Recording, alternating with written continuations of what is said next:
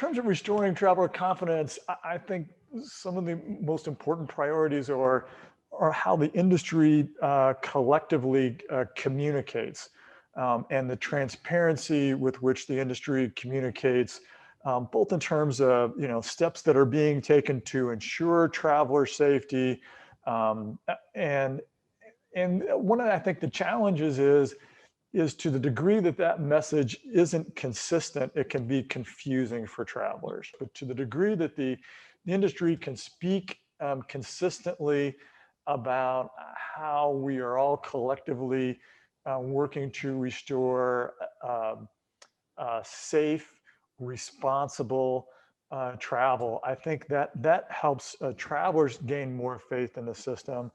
But interestingly, I think what we'll see is the travel system is again going to need to restore its trust in travelers, right? So you see,